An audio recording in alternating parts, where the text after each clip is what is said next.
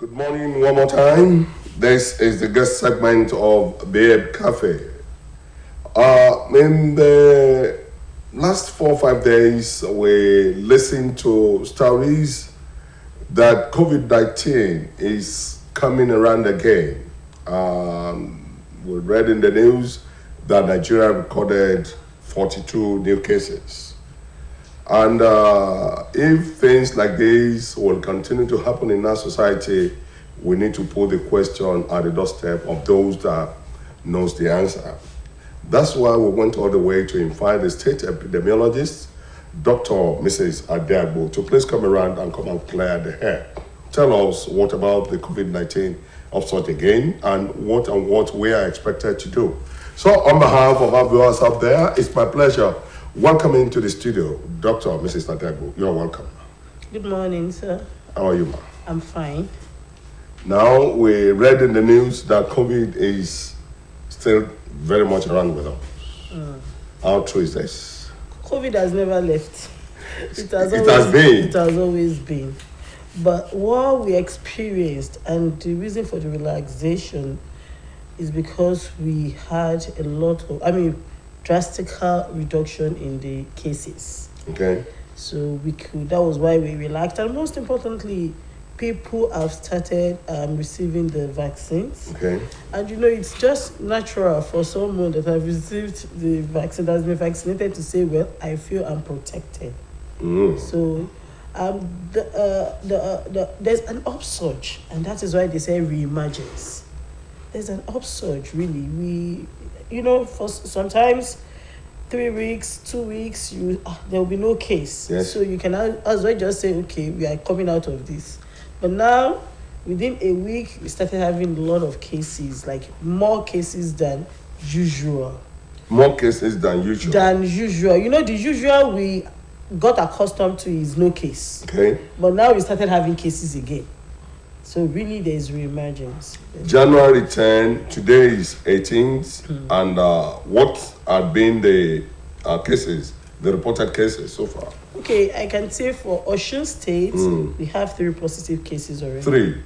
Okay. Now, we were told then that those people coming into the country are the carrier. What is the source now? We cannot really say these are the carrier. Okay. COVID-19, we have said it over and over. The fact that you're vaccinated has not actually said you're not going to have COVID-19. Someone that is vaccinated can still have COVID-19. What the vaccine is going to do is it's going to prevent the person from having severe complications, or even mortality, that is death. And that is our goal. Someone can have malaria, but we don't want the person that has malaria to die. Someone can have any form of disease, but this person must not die. So that is the goal of the vaccine. Okay. Now we learned that one thing that we also know is that there are signs and symptoms. Yes. And we were told what to do then. And later we were told the vaccines is now available, and people were asked to go and collect their vaccines. Now, so far, we have the record that 50.5% of the expected number are taking this vaccination. So what is the remaining people doing, 45%? What are they doing? Really, that is a great concern for all of us. We have myths around COVID-19 vaccine. Okay. And in Osun State, I can really say the media is doing so well in trying to clear the air as regards that. The State Health Education Unit is also doing a lot to make sure that the awareness is strong. We want everybody to be vaccinated. The vaccines are actually safe. So I believe we have hesitancy. And the reason for the hesitancy are the myths people believe are really real in the early phase of the on your table now. What are these myths that people are developing against the vaccines, or don't have the record? No, it's clear. Some will say the white men are going to use that to kill anybody that in the next 2-3 years, those that are vaccinated will die. That is a lie.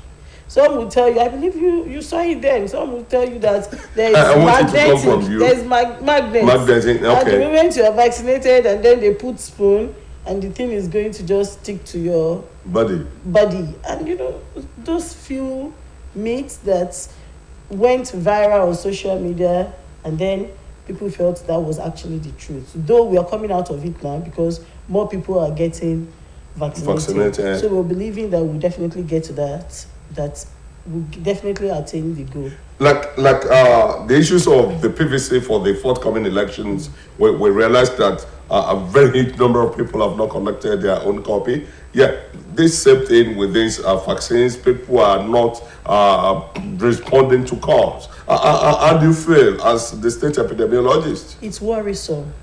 Worrisome? Yes, worrisome. Because you see, this is a situation, it was a pandemic. Okay. In fact, at some point, we all had to stay at home, right? Mm-hmm. And some of us had to go out while others were in. Mm-hmm. So for us to now have something that can actually prevent mortality, that can prevent severe complication, one would expect that everybody will jump up and just receive this vaccine. But that is why I said it's worrisome. We're all praying for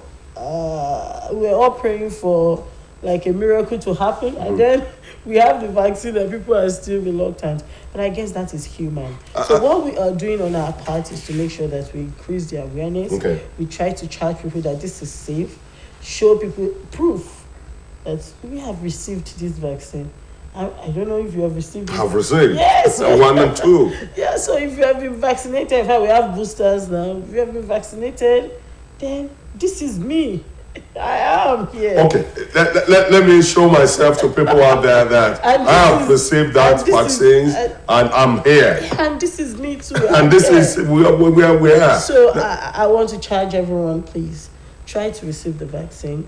We like I said, the vaccine does not guarantee that the person that has received it will not have COVID-19. But one thing we have proven, that has been proven, is that you're not likely to have severe you're not likely to, whoever received vaccine is not likely to have complications, and even it might not resolve into mortality. We also carried out the study in Australia. Now let's look at the qualification for people who to receive these vaccines. What are the conditions? Okay, so anybody 18 years and above can actually be vaccinated. Okay. Someone will now ask me, what happens to the children? What happened to the children? I know that will be your next question, right?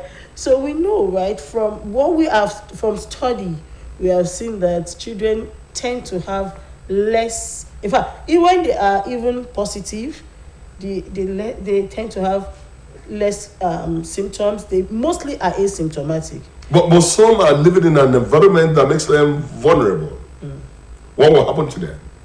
The children? Or children in vulnerable situations. What do you mean by vulnerable? Vulnerable is in terms of the environmental matters. Because what I believe you will be talking about, what you'll be referring to vulnerable, or for children that are at risk, immunocompromised children, children that are malnourished. Okay. So, not only COVID, whichever infection comes is going to definitely deal with them. So that is why the nutrition unit is there.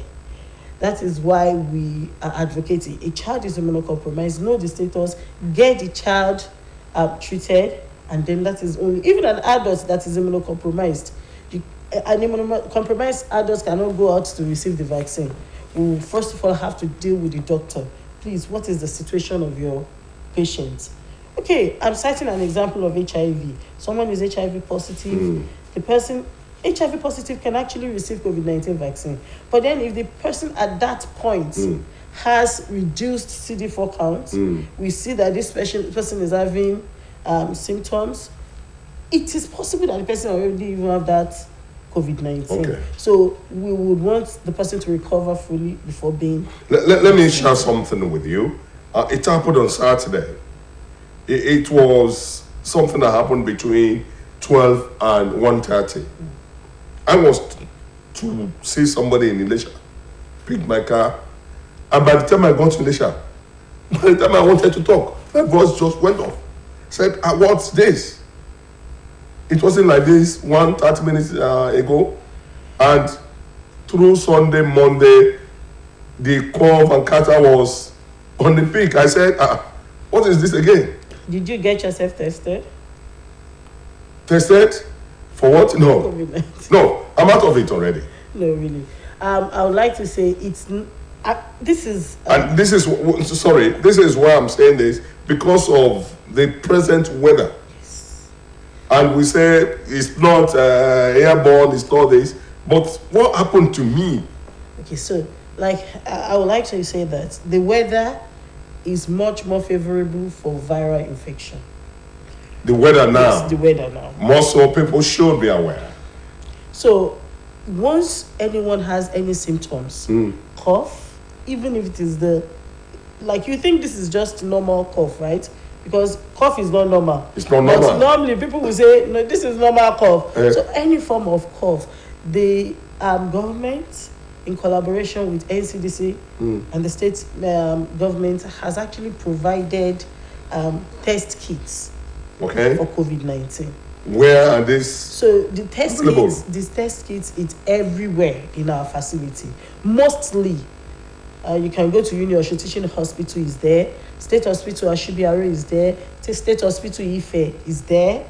OAU Teaching Hospital is there. Our primary healthcare facilities, Bale, Sabo, Isaliagbara, is the Iwo. So we make sure that these COVID-19 test kits are everywhere, and we still have in stock.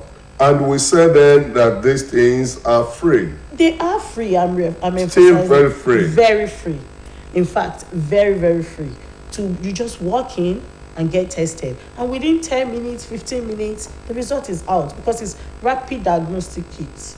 Okay. So rapid diagnostic test kit, so you can know the results right immediately.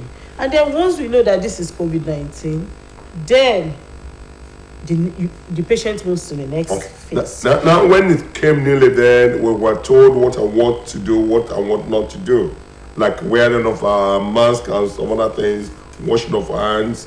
I know some are still very much with us. We still practice some. Why we don't do some? Like the face mask, we are not using them as it was in 2020, 2021.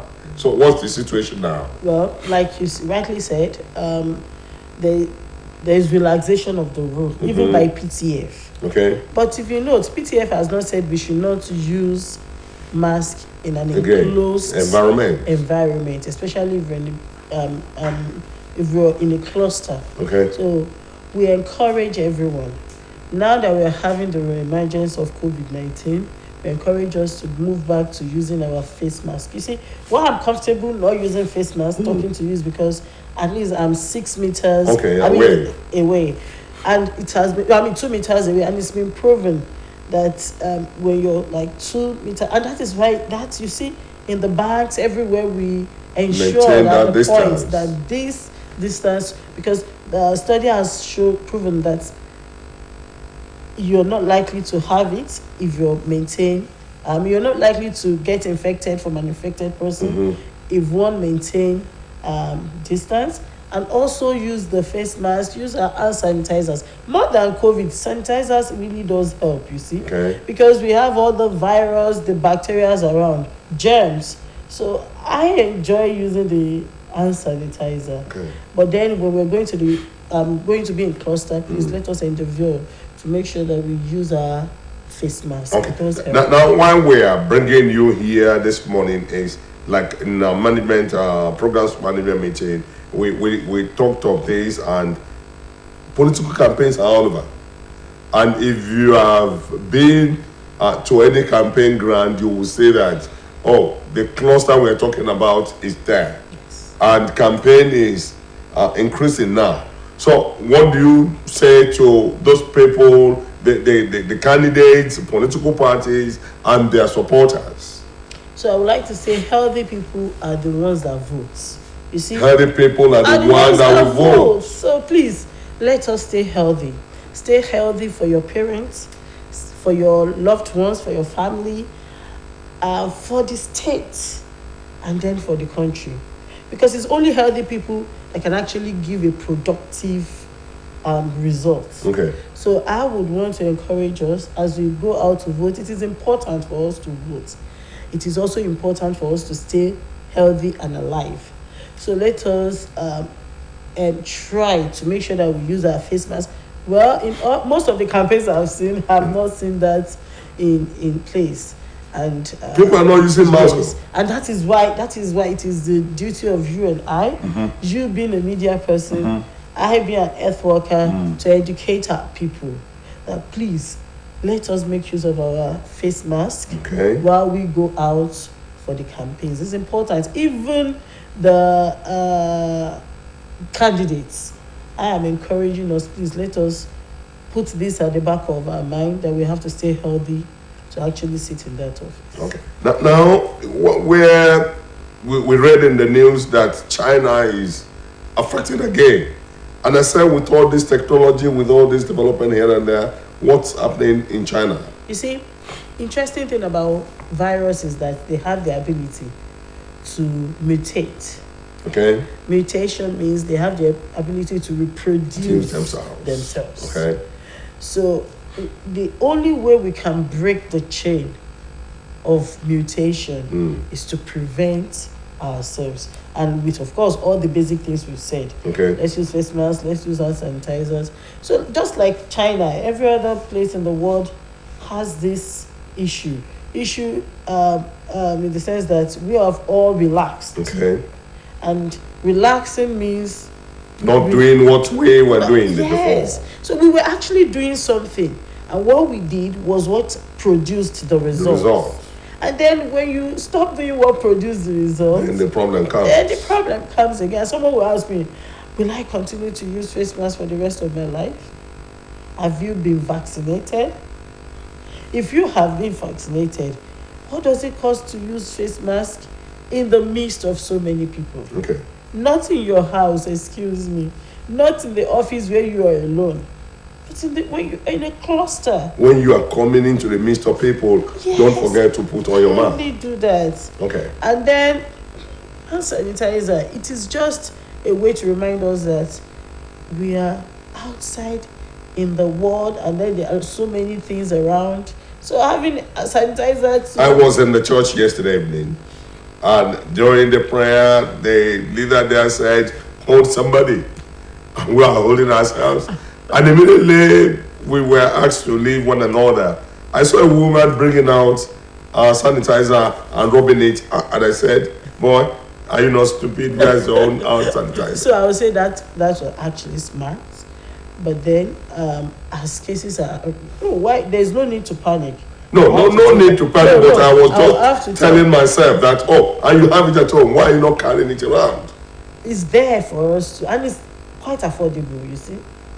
Quite affordable. Now, we want to talk about Osho now. And I want you to please tell us the situation. At least we've been told Johnson & Johnson vaccine is available. Is it available in Osho?